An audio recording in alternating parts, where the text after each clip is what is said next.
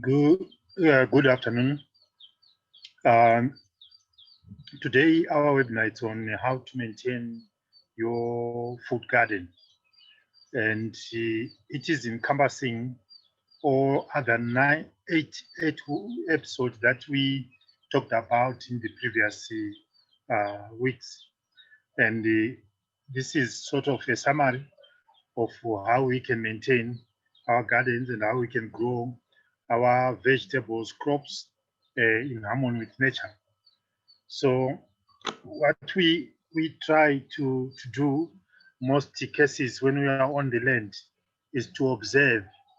It's important to have observation of the landscape, observation of your garden, and interact. Go in your garden and be like a child. You wonder why these things are happening this way. And out of that, you can easily pick things that are not doing well, things that are doing good. So on the landscape, we remind you on the goals that we discussed last time. That is the ethics. Are you applying good ethics in your garden? Are you applying good ethics to grow your vegetables or to grow crops? And by the ethics, we are talking of the landscape. Is the landscape development in your garden okay for your family, good for others, good for insects, good for animals, good for the general environment?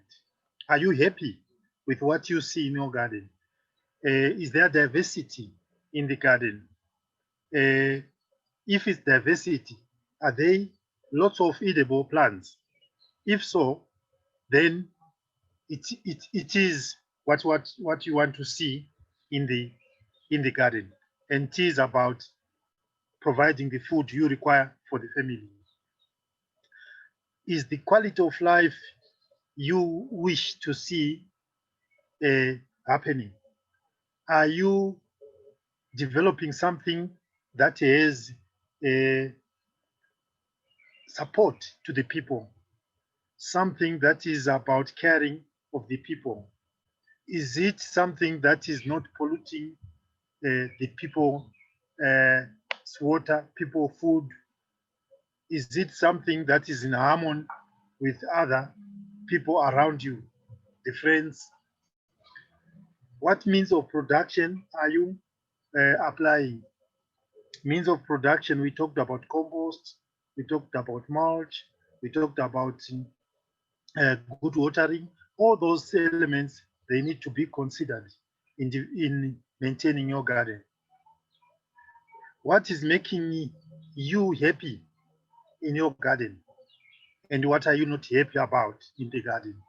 So looking at the social, that's the people, looking about the environment, that's the earth, and looking about the application of the techniques, agroecological techniques in the garden. Are you happy with all those elements in the garden?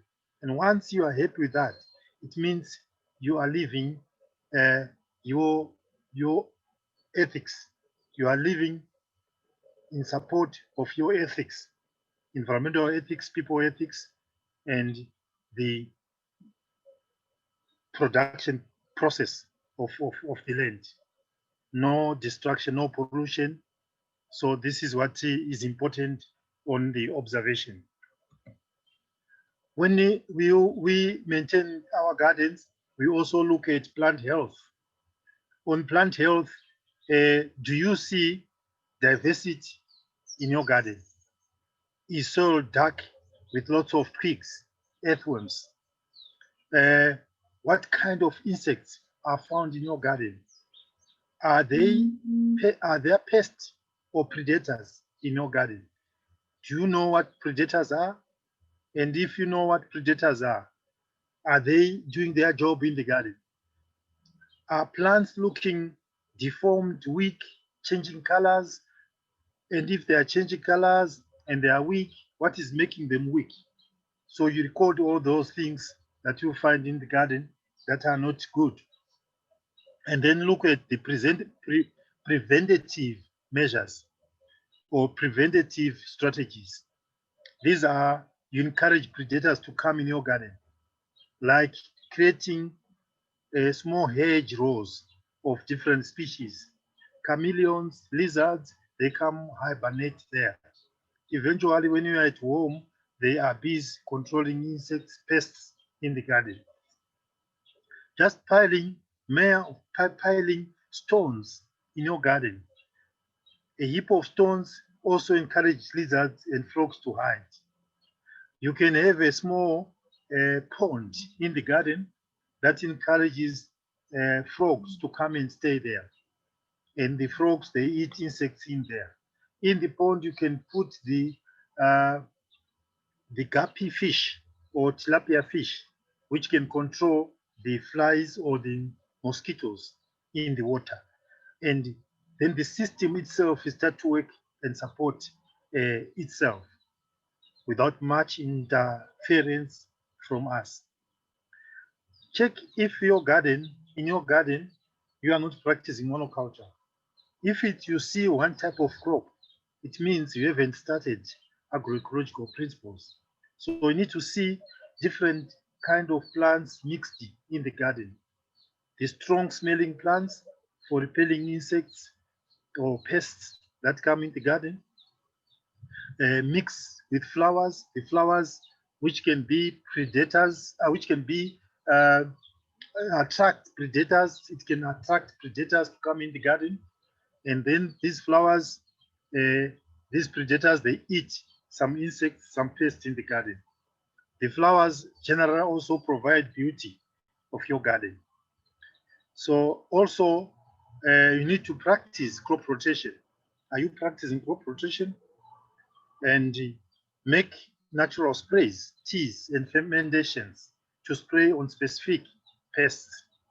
So for maintaining plant health, these are the guiding principles or the guiding practices that you can do in your garden.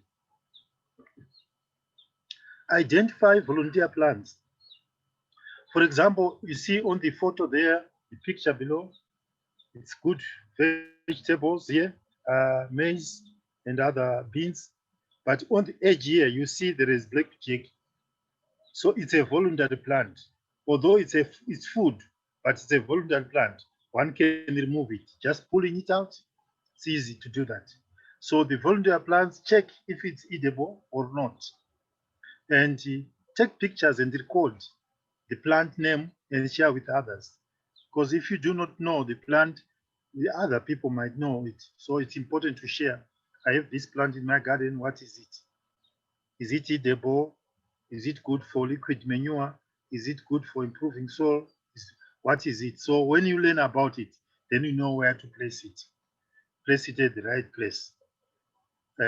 Remove or reduce weeds in your garden by weeding or mulching. If garden is not mulched, usually what you see, weeds, they just come, and some of them, they become too much, and they become cost to remove them. So mulching helps in suppressing the seed of a weed to come out. So mulching is very important in our garden. It promotes crop diversity. By crop diversity, make sure you analyze crops that are in your garden. What crops are there? Are they edible plants? If yes, group them then into fruit vegetables. Do you have fruit vegetables? In fruit vegetables like pumpkins, gourds, tomatoes, all those fruit like in vegetable that bears fruit. Do you have fruit trees? Yes. Indigenous, tropical, subtropical, or Mediterranean. Those fruits that provide you with the good fruits that you require, diverse of them. Protein-based plants. Do you have legumes in your garden? For pulses and nuts, you tick. Fats best plants. You have sesame, amaranthus, nuts in the garden. Fiber, roughage, and roots. Do you have amadumbe, cassava, sweet potatoes, yams, white yams, purple yams? All these plants depends where you are. But here in my garden, for example, I'm growing them, all of these now. In summer, I grow amadumbe, I grow cassava, sweet potato, yeah, and other root crops like carrots, grow them in winter, and even in summer I can grow things like onion, garlic, you grow them in winter, and all the time you have the roots or fiber vegetables in your garden. Vitamins and minerals. Do you have hot drinks that are produced from the garden, like tea herbs, like from fever plant, the Sleepia javanica, wormwood, that's the Artemisia afra, resurrection plants, wild daka, wild rosemary, cancer bush, fennel, all these plants, do you have them in the garden for tea? And when you make tea out of these, they provide all the vitamins and minerals that are required by your body. So it's all about assessing what plants you have. Sugar. Do you have stevia in your garden for providing sugar? Or do you have plants that provide flowers? And these flowers are attracting bees. Bees will collect nectar and pollen, and it goes into the hive and make honey for us. And then you have sugar. You have natural sugar rather than using the processed sugars. So this helps you to make sure that your garden is diverse plants for addressing nutrition security.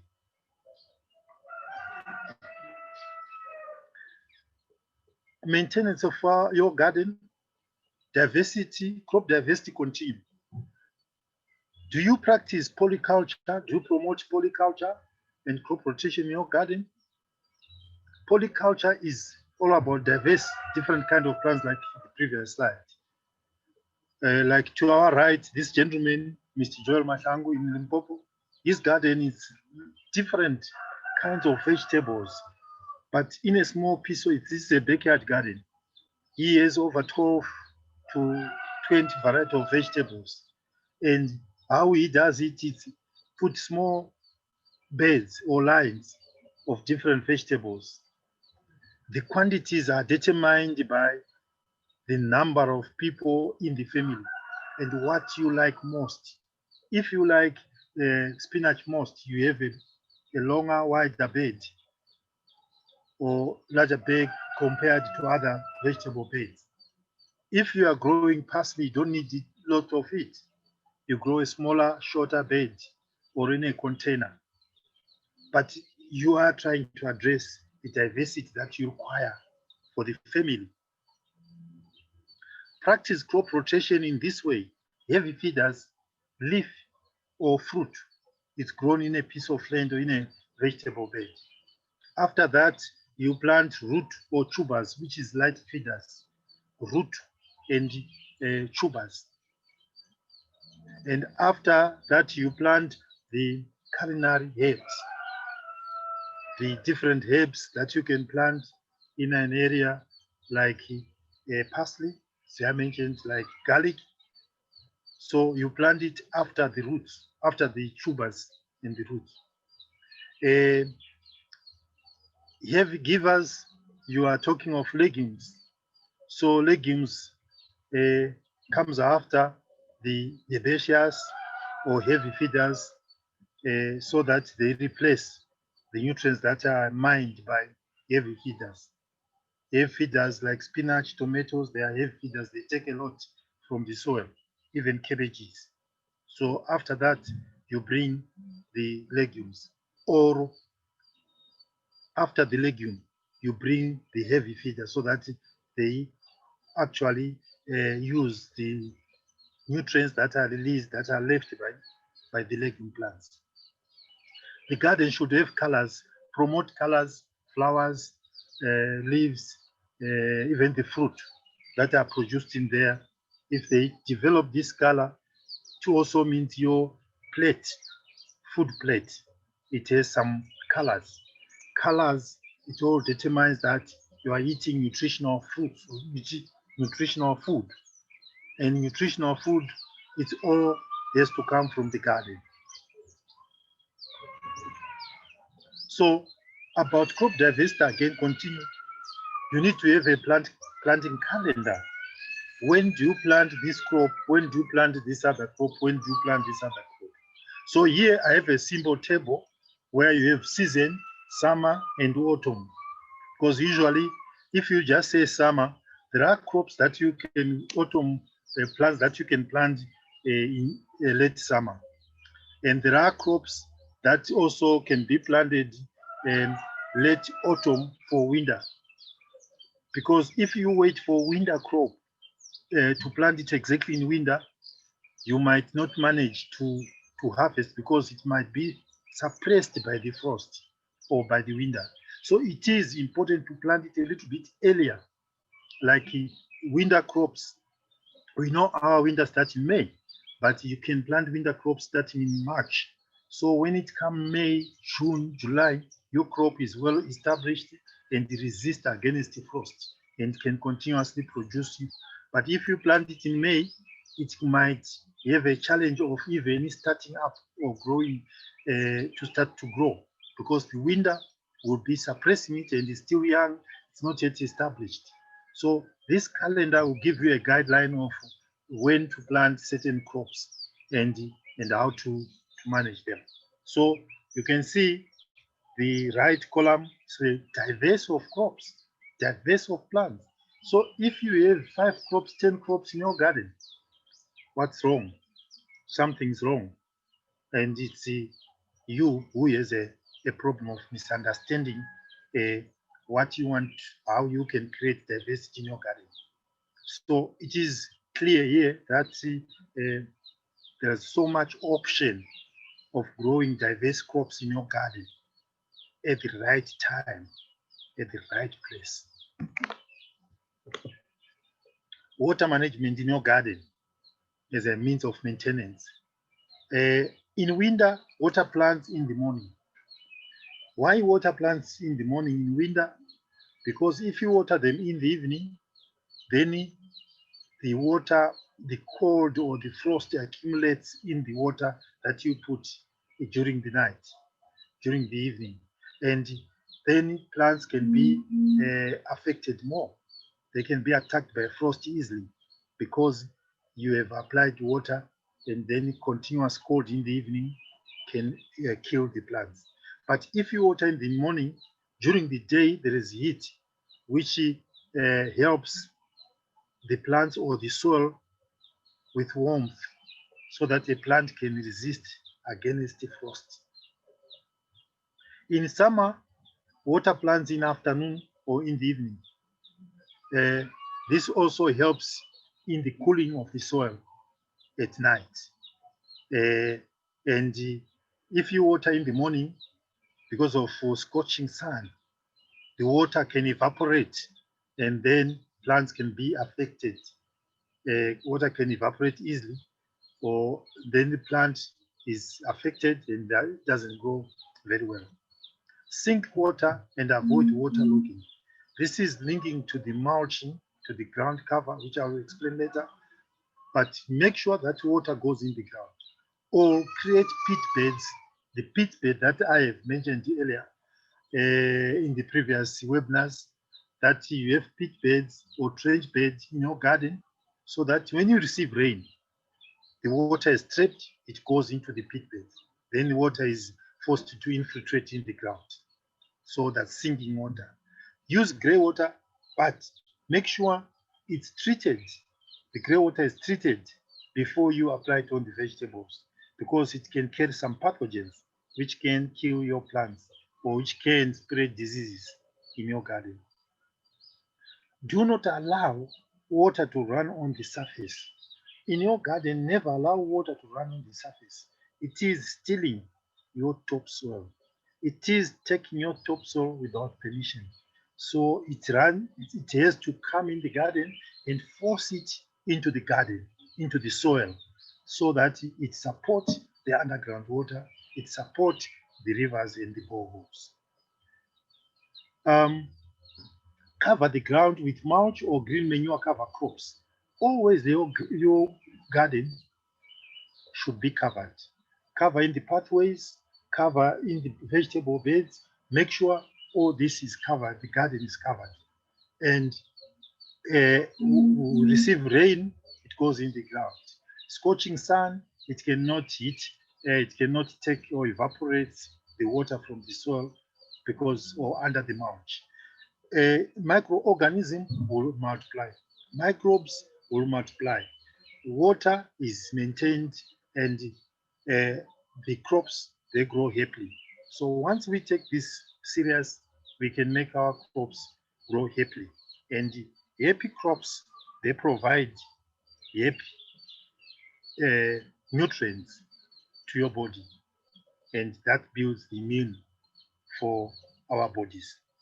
If you bring stressed vegetables in your body also can adapt that and can adopt that and can be very stressful in your life.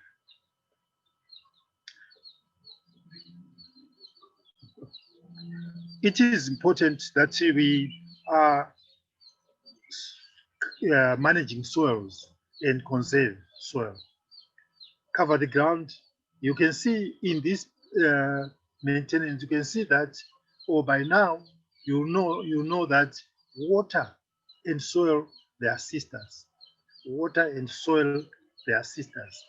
You do not manage water, it is difficult to manage soil. So if you manage water at the same time, there is clear opportunity that you are also managing soil. Mulch, pathways, and vegetables, you see the points are similar to the water management. Soil should be soft and easy to work with. Soil should be black and easy to work with. And when you develop that, it's only when you apply organic matter in the soil. Without applying organic matter in the soil, then there is no way you can have soft soil. If it's clay soil, it can only be converted to be soft soil with organic matter, biomass in the soil. If it's sand soil, it can only be converted into good soil with organic matter. So any type of soil can be converted into the right or good soil only when you apply organic matter, biomass in the soil, compost in the soil. That can convert any type of soil to good soil. Even pH can be neutralized to 6.57 neutral acid soils. It can only be done when we work with soil, we care for soil, we promote health soil, we have microorganisms in the soil, earthworms in the soil, and that's the only way that you can have happy plants. Happy soil, happy plants, happy people.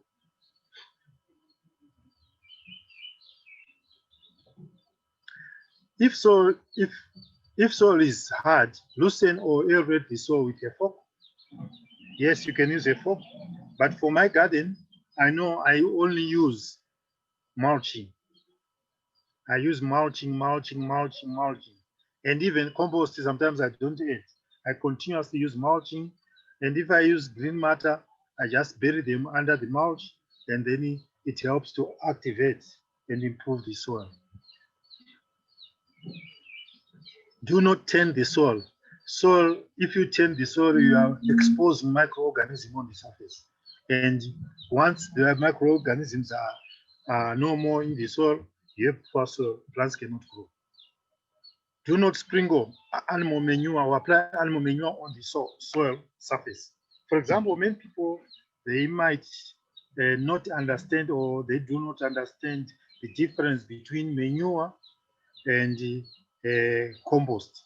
Manure, it's the droppings or the excretion of solids from an animal, from people, from dogs, from cats, from sheep, from goats, chickens, cattle, that is manure. But when you take that manure, you mix it with carbon like dry grass, you add water. Now you are making compost. And when it's well decomposed and it's humus, then that's compost. And it is now this matter or the manure, it's in a state where it has nutrients for the plant. But if it's not decomposed, it can even bring diseases, weeds. It can even uh, have only maybe one type of nutrients without diverse nutrients that a plant require. So we need to know manure and compost is not the same thing. Feed the soil with well decomposed soil compost, as I indicated above. Crop rotate to improve nutrient content in the soil. There is formal crop rotation and also informal crop rotation. When you say formal, is the standard of saying you do 4 beds. One is for leaf or heavy feeder, and one is for roots, one is for the herbs, and one for light feeders. So you rotate like that in that system, and it's done in commercial farms. They do that, and also it's done in yeah, most agricultural people they practice that. But informal type of crop rotation is you have 3 crops in the field, and you want to there is spinach in the same field, and there is beans in the same field, and there is uh, uh, maybe lucerne in the same field. And when you have this in the same field, what does that mean? It means you can same different plants together. One, the nitrogen fixer plant or the legume plant, it is actually providing the nutrients, is providing the legumes in there, the nitrogen in the soil without actually removing it first. It's same bed, you have different crops together, they are mixed together, but they are helping each other in improving the soil. That's informal crop rotation. Our conclusion on this discussion, it's a summary of what I've explained earlier, but I want to make sure that I highlight main points in this discussion. It is important that we promote plant diversity. The agroecological way, the permaculture way, it's one of its principles is to promote the diversity. Diversity of plants helps in the maintenance of the agroecological production. It's a copy of nature. We are copying nature. In a good nature, in a good ecology, ecosystem. In a good ecosystem, you find there are diverse of plants. There is diverse of plants. And these plants, they help each other. And this is what we are trying to do. We copy nature to apply what we are doing in the garden. Is your garden a food basket for your family? Are you getting what you want in your garden? Are you getting diversity of crops in your garden, from your garden? Is there all the crops that you require, food that you require? Do you find it in the garden? Or you have few plants, the rest you are buying from shops? And if you are still buying a lot from shops, yeah, you need to change the discourse. You need probably to look at how can you reduce buying from outside so that we talk of sustainability and sovereign in whatever we are producing, whatever we are doing. Is your garden a pharmacy for your family? Do we get medicine in your garden? Or the diverse food you are eating, is it providing the healing power? of your family, of your body. Diverse food provide medicine. If you eat health, you don't need the doctor, you don't need the clinic, you don't need the hospital. Your pharmacy is in the garden. Eat diversity so that you you are healed. You don't have diseases or viruses or things that can easily attack you. Flu, having flu, it means you are not eating diverse food. Having headache, you are not eating diverse food. So any diseases you one might have, check it or just change the habit of eating. Try to eat from your own garden and see from your own garden for maybe a month, focusing in eating from your own garden. Diverse food, you see most ailments, most diseases, most sicknesses will go away. So garden is our pharmacy. You see at least 4 plant colors in your garden. If the garden you see only one type of color, one type of shape of crop like cabbages for kilometers, you are still backward. You are still in the primitive. A garden should have diversity because there is no way we cannot live we cannot live without diversity in our gardens, in our homesteads, in our farms, on the broader landscape, in the community. Diversity is the key for sustainable, for sovereign. It's diversity. Practice water harvesting and conservation. I mentioned it earlier, but this is the emphasis. Water harvesting in your garden, at your homestead, your buildings, collect water and for storage and use it for the future. Protect soil and build soil health. Soil needs protection. If we do not protect soils, at the end of the day, we are exporting tons and tons or metric tons to the ocean. And it is our responsibility to make sure that we do not silt up rivers. We do not silt up dams, pools. Once we do that, we're sending scent to the rivers. We are killing the water-loving plants, the animal that live in water. The aquifer is affected. So protect soil is very important. Soil has to be protected all the time. We have discussed several means of protecting soil in our previous discussion. Manage pests and diseases in a natural way. Encourage pest predators in the garden. Make organic sprays for infested of pests. Like if you see too many aphids, prepare a tea from the plants you grow in your garden and then spray on the aphids, like using wood ash or using plants like Artemisia afra, plants like garden rue or tobacco to spray in the garden, like we discussed in previous episodes. Are the inputs for your garden locally available? If you are still buying lots of inputs, agriculture inputs, then you will never be sustainable. You'll never live in harmony actually with nature. Feed weak plants with liquid manure. Yes, when the plants are weak, feed them with liquid manure. You can make liquid manure from the leaves, green leaves or weeds that you find in the garden.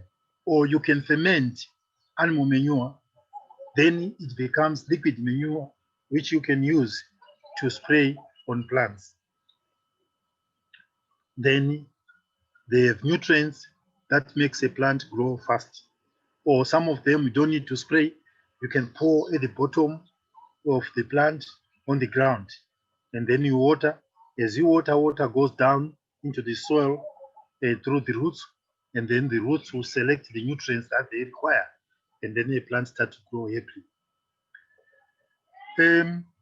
Monitor if crops are of the right season. Monitor if crops are of the right season.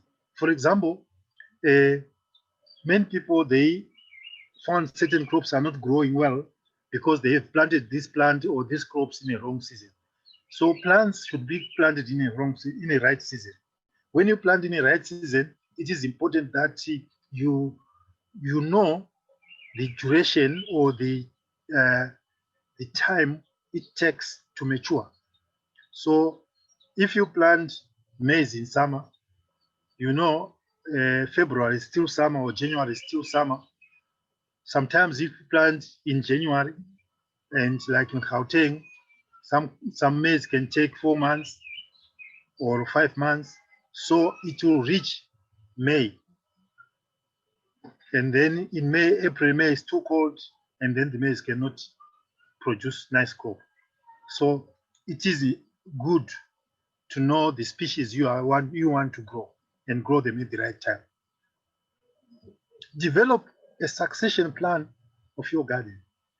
When a plant is getting mature, start developing seedlings in your garden, at your homestead, or look for or develop a nursery that you develop the seedlings and you take the seedlings back into plant them in the garden after you remove the mature plant. So the mature plant is about to go, the seedlings are also growing, and then the mature plant is removed, the seedlings are planted where the mature plant was. And then that's the succession we are talking about. And also another way of looking at succession is to see, do you have fruit trees in your garden that bears on different times, so that every time you eat fruit, every time you have fruit, so you select species that are good, that can bear fruit at certain season, and select others on others that bear fruit on other season. So every season you have a fruit in your garden, or you have fruits for the family. Establish a seed bank so that you are independent from the industrial agricultural seed system. So if you do not have seed bank, where do you get seeds? You end up buying seeds from the shops. You buy seeds from the shops. Some of them you might not know they are hybrid or they are GMO. So they are hybrid or GMO. Sometimes you cannot keep the seeds. So you keep on going back to the industrial agriculture and get seeds and plant, and you are not independent. You will never be independent in that situation. Establish a plant nursery to continuously supply your garden with seedlings. So seedlings, and then to the garden. Back, you collect seeds in the garden, you bring them back to the seed bank, from seed bank to the nursery. Then you have a complete cycle of producing food, and you are doing it yourself, which is more sustainable compared by having seedlings from somewhere else, having seeds from somewhere else. At the end, you also compost and pesticides, they'll be coming from somewhere else. Whilst our gardens are created to provide all these things that we are talking about today. Protect plants from frost or from too much heat. So plants can be protected from frost by creating hedge rows in the garden, trees or shrubs that prevent the cold winds or that protect the plants from the frost. So that can be developed, and it is easy to do. In case you want to put a net shade, you can do that. The best one is 40% shade net for vegetables and even for fruit trees. It allows enough sunlight and a bit shade, 40% shade. That is good for crops. Yes, and then develop a plant journal of plants found in your garden. What are plants? What type of plants are found in your garden? And these plants, are you Do you know them? How do you use them? And develop that manual that can be used by your family and also share with others, and people could learn from you, and you can also learn from others.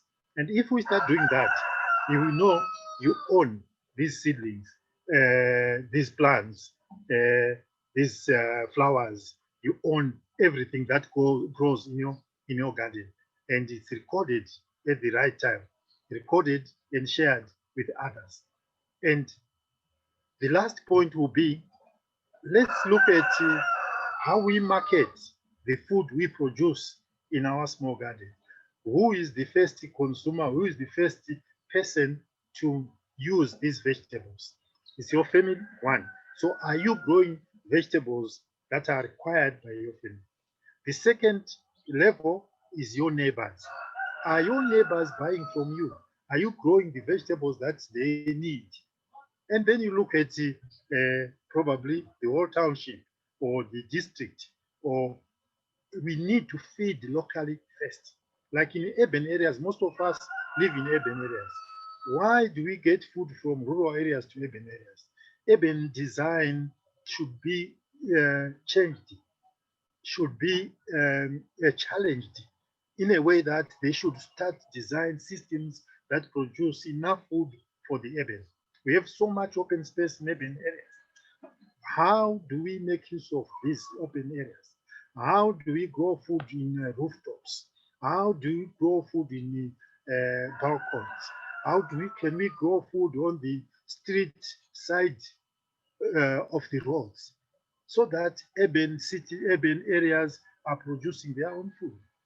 How can we produce milk? How can we produce eggs in the urban areas?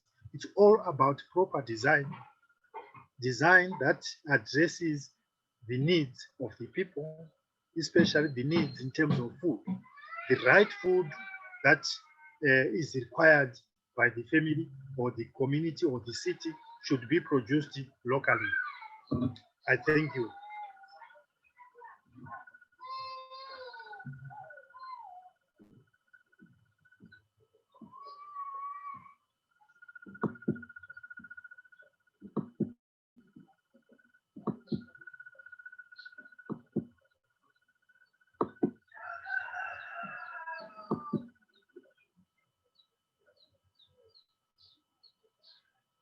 Mhm.